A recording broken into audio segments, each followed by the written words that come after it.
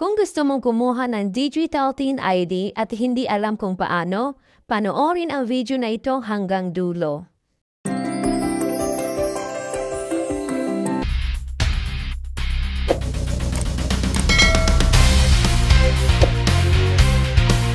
I-search ang bir.gov.ph.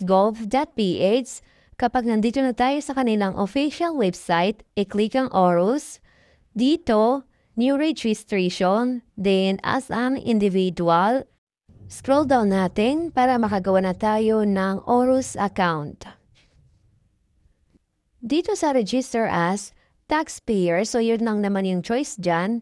Then please select an option. So dahil focus tayo ngayon sa with existing teen, ilalagay ko lang ang aking number at iba ko pang personal details. So after that, scroll down ko lang para mailagay ko naman ang aking email address. Password, then confirm password, then I'm not a robot, then register. So ang next naman ay kailangan natin i-open ang ating email for verification. So ayan, nakita niyo na ang kanilang message. To complete your registration, please verify your account by clicking the link below. Pagka-verify natin, ito na siya, successful na ang ating pag-create ng ORUS account. Ang susunod naman ay maglalagay na tayo sa ORUS, so balik tayo sa kanilang website. Kapag nandito na tayo, pindutin ang login to ORUS, login as taxpayer, din ilagay natin ang ating email and password na ni-register kanina. Then click login. So andito na tayo sa ating ORUS profile. Hanapin naman natin ang Get Your Digital Teen ID. Ito naman ang guidelines para ma-generate ang ating ID. Kailangan natin maglagay ng 1x1 photo ID na may white background at walang border. Bawal din ang naka-sleeveless. Acceptable ang head covering and hats para sa religious belief. Ang sunglasses at iba pang accessories ay bawal, maliban lang kung required para sa medical reason.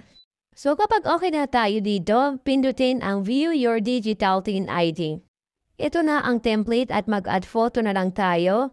At ayan yung iba pang guidelines. So idagdag ko lang, dapat ang photo natin ay not later than 6 months to replicate current appearance.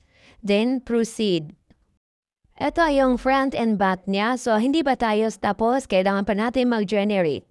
Pindutin lamang ang Generate Digital Teen ID. I-confirm lang natin by checking the box. Then click ang confirmation. So wait lang natin. Ayan, okay na. Para makita natin ang sa likod, i-click ang See Back Details. Then, pwede na siyang i-screenshot or i-download. Paalala lang po, bawal po siyang i-print. Kung gusto niyong kumuha ng hard copy, kailangan niyong pumunta sa malapit na RDO sa inyong mga lugar. At ganun lang kadali kumuha ng Digital Teen ID. I hope may natutunan kayo sa ating tutorial video ngayon. Para sa may mga katanungan at request video, paiwan na lang po dyan sa comment section. Salamat!